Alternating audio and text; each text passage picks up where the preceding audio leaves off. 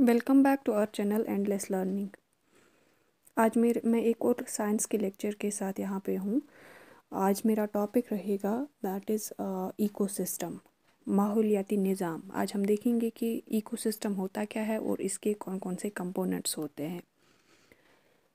तो इकोसिस्टम या जिसको हम माहौलियाती निज़ाम कहते हैं, ये हम ये कहेंगे कि एक ऐसी कम्युनिटी है जिसमें लिविंग ऑर्गेनिजम्स यानी कि जानदार अफराद और बेजान अफराद का एक कम्युनिटी बना हुआ है जिसको हम इकोसिस्टम कहते हैं।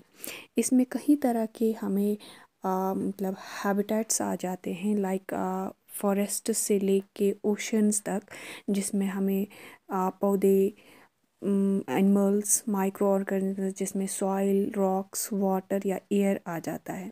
तो इकोसिस्टम जो है ये हमें कुछ ज़रूरी एसेंशियल सर्विसेज प्रोवाइड करता है, जिसमें लाइक हमें आता है क्लीन एयर, वाटर या pollination of the plants, decomposition of micro organic matter. इसी तरीके से जो हमारा न्यूट्रिएंट साइकिल है जिसे हम फूड वेब या फूड चेन से जानते हैं, वो भी इकोसिस्टम में होता है। तो इकोसिस्टम हम ले सकते हैं, ये एक रिलेशनशिप है in living non living components के दरमियान, इनका जो इंटरेक्शन होता है, या जैसे बहुत सारे डिफरेंट स्पीशीज़ जो हैं उनकी रिलेशनशिप एक दूसरे के साथ और उनकी डिपेंडेंसी जो एक दूसरे पे है, और वो एक इकोसिस्टम बनाता है।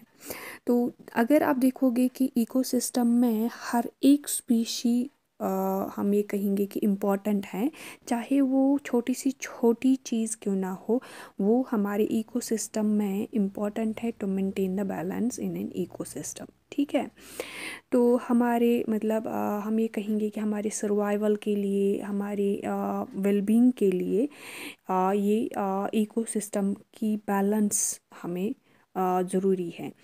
तो जो हम एज अ ह्यूमंस जो भी हम एक्टिविटी करते हैं, वो इस इकोसिस्टम पे बहुत सारा इम्पैक्ट मतलब डालता है या इफ़ेक्ट करता है इस इकोसिस्टम को। लाइक अगर हम पौधे काटते हैं तो हम एक हैबिटेट को डिस्ट्रॉय करते हैं।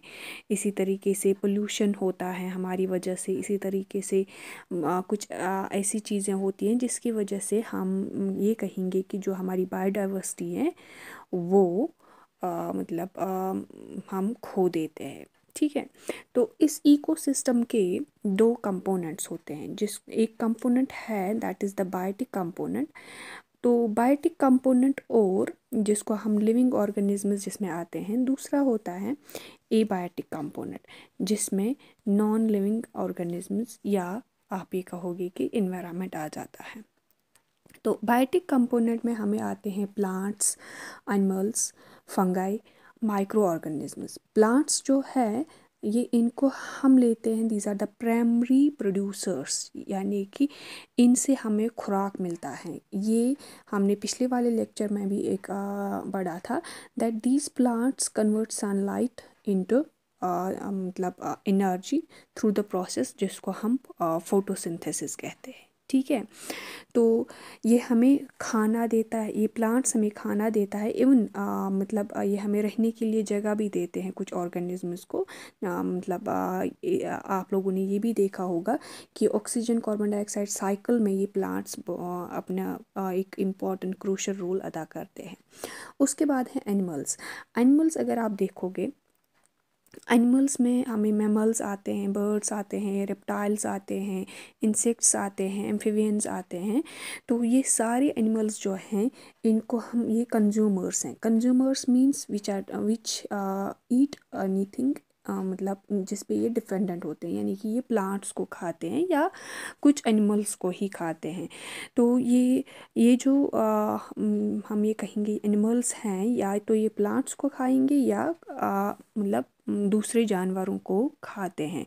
ये मतलब हम ये कहेंगे कि फूड वेब में ये एक कंज्यूमर हैं, it's important in that.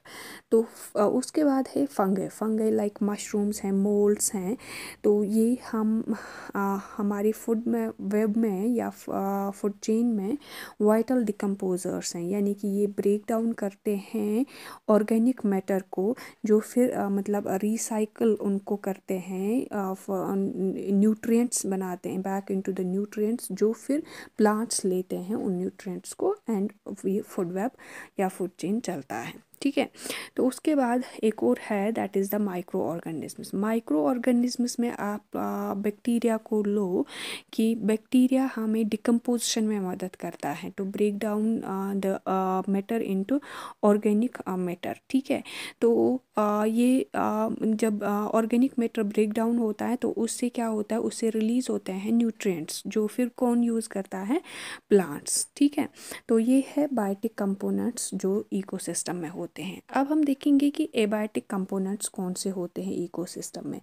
Abiotic components आपके इकोसिस्टम में हैं टेम्परेचर, मतलब हम ये कहेंगे जो हमारे इसमें माहौल में कितनी गर्मी है, कितनी हीट है, उस पर डिपेंडेंट है, मतलब वो भी इंटरेक्ट करता है हमारे इकोसिस्टम में, मतलब बाकी लिविंग ऑर्गेनिजम्स के साथ। वाटर आ जाता है, इसमें आ जाता है सॉइल, इसमें आ जाती हैं लाइट, इसमें आ जाती हैं जहाँ पे मतलब हम रहते हैं।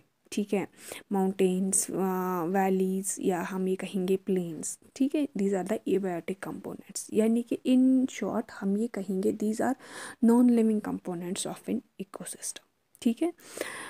उसके बाद हम देखेंगे कि प्रोड्यूसर्स जो होते हैं, अगर आप प्रोड्यूसर्स को देखोगे, these are the first step in our food chain. ठीक है। जो कन्वर्ट करते हैं सूरज की रोशनी को एनर्जी में। ठीक है। किस प्रोसेस के ज़रिए, जिसको हम फोटोसिंथेसिस कहते हैं। तो ये ग्रीन प्लांट्स होते हैं। अगर आप बड़े बड़े ट्रीज से लेके छोटे छोटे ग्रासी, मतलब या हम वाइल्ड फ्लावर्स को लेंगे, these are the primary sources of the energy in our ecosystem. ठीक। तो उसके बाद अगर आप देखोगे, हमारे पास है इकोसिस्टम में कंज्यूमर्स, यानी कि मतलब जो कंज्यूम करते हैं दूसरी चीज़ों को। तो कंज्यूमर्स हमें कई तरह के मिलते हैं। We are having primary consumers, secondary consumers, tertiary consumers. ठीक है। प्राइमरी कंज्यूमर्स वो होते हैं जो डायरेक्टली प्रोड्यूसर्स पे डिपेंडेंट हैं, यानी कि जो प्लांट्स कंज्यूम करते हैं। ठीक। सेकेंडरी कंज्यूमर्स वो होते हैं जो प्राइमरी कंज्यूमर्स पे डिपेंडेंट होते हैं, यानी कि वो एनिमल्स खाते हैं जो प्लांट्स खाते हैं। तो उसके बाद हमारे पास आते हैं टर्शियरी कंज्यूमर्स। टर्शियरी कंज्यूमर्स वो कंज्यूमर्स होते हैं जो सेकेंडरी कंज्यूमर्स को खाते हैं। ठीक है। तो इस तरीके से आपको आएगा, प्राइमरी कंज्यूमर्स को हर्बिवर्स भी कहते हैं, सेकेंडरी कंज्यूमर्स को हम कॉर्निवोर्स भी कहते हैं, और टर्शियरी कंज्यूमर्स वो कंज्यूमर्स होते हैं जो इन दोनों चीज़ों को खाते हैं, तो उनको हम ओमनिवोर्स कहते हैं। उसके बाद हम देखेंगे कि डिकम्पोजर्स। डिकम्पोजर्स वो हैं, होते हैं हमारे इकोसिस्टम में, जो ऑर्गेनिक मैटर को डिकम्पोज करेंगे, यानी कि ब्रेक डाउन करेंगे न्यूट्रिएंट्स में, जो फिर कौन खाते हैं, हमारे प्लांट्स। ठीक है। तो बैक्टीरिया और फंगई ये ऑर्गेनिक मैटर को डिकम्पोज करते हैं, और डिकम्पोजिशन वो प्रोसेस है जिसके ज़रिए डेड ऑर्गेनिजम्स जो हैं वो ब्रेक डाउन हो जाते हैं न्यूट्रिएंट्स में। ठीक है। तो ये डिकम्पोजर्स एक क्रूशल रोल अदा करते हैं हमारे इस इकोसिस्टम में, ताकि जो न्यूट्रिएंट्स हैं वो रिसाइकल हो जाते हैं हमारे एनवायरनमेंट में, जो फिर हम ये कहेंगे कि प्राइमरी या प्रोड्यूसर्स जो खाते हैं। ठीक है। तो नेक्स्ट हम देखेंगे कि हमारे इकोसिस्टम में एनर्जी फ्लो कैसे होता है। आप लोगों ने देखा कि सन जो है, सूरज की रोशनी जो है, वो as a source of energy है, और उसको प्राइमरी मतलब सोर्स ऑफ एनर्जी माना जाता है, जिसको कैप्चर कौन करते हैं, plants, and through the process of photosynthesis वो इसको चेंज करते हैं इनटू एनर्जी। ठीक है। तो उसके बाद सेकंड है कि ये जो प्रोड्यूसर्स में एनर्जी जाती है वो कैसे ट्रांसफ़र होती हैं थ्रू फूड वेब। तो ये प्रोड्यूसर्स की energy through food chain transfer होती हैं, जो हमारे प्राइमरी कंज्यूमर्स होते हैं यानी कि हर्बीवोर्स जो होते हैं वो कंज्यूम करते हैं प्लांट्स को, एंड कार्निवोर्स फिर हर्बीवोर्स को कंज्यूम करते हैं, और इस तरीके से ये एनर्जी ट्रांसफ़र होती है फूड चेन में। ठीक है, तो उसके बाद हम लोग ने देखा कि डिकम्पोज़र्स जो हैं वो भी एक अपना रोल अदा करते हैं इस एनर्जी को रिसाइकल करने में। डिकम्पोज़र्स ब्रेक डाउन करते हैं ऑर्गेनिक मैटर को, जो फिर न्यूट्रिएंट्स में फिर से चेंज हो जाते हैं, and they reach to the producers, मतलब प्लांट्स जो उसको कंज्यूम करते हैं, वो फिर उसको वापस एनर्जी में बेच देते हैं। और एक और चीज़ है इस साइकिल में, ये साइकिल है, इस साइकिल में क्या है, इस साइकिल में हमें थोड़ी सी वेस्टेज होती है एनर्जी की, यानी कि लॉस ऑफ एनर्जी होता है in the form of heat and in the form of some waste products. ठीक है, तो उसके बाद नेक्स्ट हम देखेंगे कि न्यूट्रिएंट साइकिल जो है हमारे इकोसिस्टम में। तो पहला स्टेप जो है that is the nutrient absorption, यानी कि पहले प्लांट्स जो हैं या जो प्रोड्यूसर्स हैं वो एब्जॉर्ब करते हैं एसेंशियल न्यूट्रिएंट्स कहाँ से, सॉइल से। ठीक है, तो फिर जब वो ये न्यूट्रिएंट्स वहाँ सॉइल से लेते हैं, वो इसको कंज्यूम करते हैं, मतलब जो मतलब उस उनकी ग्रोथ एंड डेवलपमेंट प्रोसेस होती है। Then after that these nutrients reach to the मतलब अदर ऑर्गेनिजम्स। वंस ये न्यूट्रिएंट्स प्लांट्स में प्रोड्यूसर्स में आ गए तो ये प्लांट्स टिश्यूज़ में आ जाते हैं, या हम कहेंगे कि प्लांट स्ट्रक्चर में आ जाते हैं, तो उनको फिर कंज्यूम करते हैं हर्बीवोर्स या ओमनिवोर्स। ठीक है, यानी कि प्राइमरी कंज्यूमर्स और टर्शियरी कंज्यूमर्स इन प्लांट्स को कंज्यूम करते हैं, जिसकी वजह से ये जो न्यूट्रिएंट्स उन्होंने एब्जॉर्ब किए होते हैं वो वहाँ पे एसिमिलेट हो जाते हैं। ठीक है, in their bodies, and then they transfer it into energy या इनटू थ्रू फूड वेब, ये दूसरों तक पहुँचते हैं। उसके बाद हम ये कहेंगे कि इस न्यूट्रिएंट साइकिल में हमें डिकम्पोजिशन यानी कि रिसाइकलिंग होती है हमारे न्यूट्रिएंट्स की, वो जो किसकी वजह से होता है, with the help of the bacteria and fungi, जो इस ऑर्गेनिक मैटर को डिकम्पोज करते हैं और वो रिलीज़ करते हैं nutrients back into the soil, और वो सॉइल से फिर कंज्यूम करते हैं हमारे प्लांट्स। ठीक है, इस तरीके से ये न्यूट्रिएंट साइकिल चलता है हमारे इकोसिस्टम में। उसके बाद अगर आप देखोगे कि हमारे इकोसिस्टम में कई तरह के इंटरेक्शंस होते हैं, like we are having the predator prey relationship, यानी कि मतलब जो एक दूसरे का मतलब शिकार करते हैं। तो प्रेडेटर प्रे रिलेशनशिप जो है ये हमारे इकोसिस्टम की बैलेंस मेंटेन करने में ज़रूरी है। जो दूसरे जानवरों का शिकार करते हैं वो मतलब वो उन दूसरे जानवरों की पॉपुलेशन को कंट्रोल करते हैं। ठीक है, तो इसकी वजह से ओवर पॉपुलेशन या हम ये कहेंगे कि ओवर ग्रेजिंग नहीं होती है हमारे इकोसिस्टम में। Then we are having the mutualism, यानी कि म्यूचुअल इंटरेक्शन के ज़रिए दो स्पीशीज़ एक दूसरे को बेनिफिट करते हैं, तो वो मतलब एक इकोसिस्टम में, लाइक अगर हम एक एग्जांपल लेंगे कि पॉलिनेशन होती हैं प्लांट्स में, जिसकी वजह से इंसेक्ट्स को भी बेनिफिट मिलता है, उनको खाना मिलता है, एंड प्लांट्स को भी बेनिफिट मिलता है, उनको मतलब रिप्रोडक्शन होती है वहाँ पे। फिर then we are having the competition, मतलब हमारे पास रिसोर्स जो हैं, जो लाइक खाना है, पानी है या रहने की जगह है, तो वह उसके लिए उन रिसोर्सेज के लिए एक ये जो मतलब लिविंग ऑर्गेनिज्म है वो compete करते हैं फॉर देयर सर्वाइवल या for reproduction.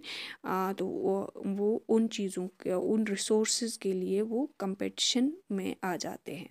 Then we have one more interaction that is the symbiosis. Symbiosis में हम ये कहेंगे कि जो पैरासाइट्स या importance of maintaining the balanced ecosystem. क्यों हमें बैलेंस्ड इकोसिस्टम चाहिए? बैलेंस्ड इकोसिस्टम हमारे सर्वाइवल और वेलबींग के लिए ज़रूरी है, हर एक लिविंग ऑर्गेनिज्म के लिए, ताकि हमें फ्रेश एयर, वाटर, या हम ये कहेंगे कि फर्टाइल सॉइल हमें चाहिए, वो बैलेंस्ड इकोसिस्टम में हमें मिलेगा। It also promotes the diversity, यानी कि बायोडाइवर्सिटी जो है उसको प्रमोट कर रही है। हमारा जो नेचुरल सिस्टम है उसमें कई तरह के एनवायरमेंटल चेंजेस होती हैं, जिसके लिए फिर हमारा एनवायरनमेंट या ये बायोडाइवर्सिटी रेजिलेंट रहती है। तो अगर हमारा जो इकोसिस्टम है बैलेंस्ड हो जाए, तो it ensures the provision of ecosystem services directly benefit the human society, like food production होता है, पॉलिनेशन होता है, purification of air and water हो जाता है। तो ये it's all about the ecosystem and its components. Thank you, happy learning.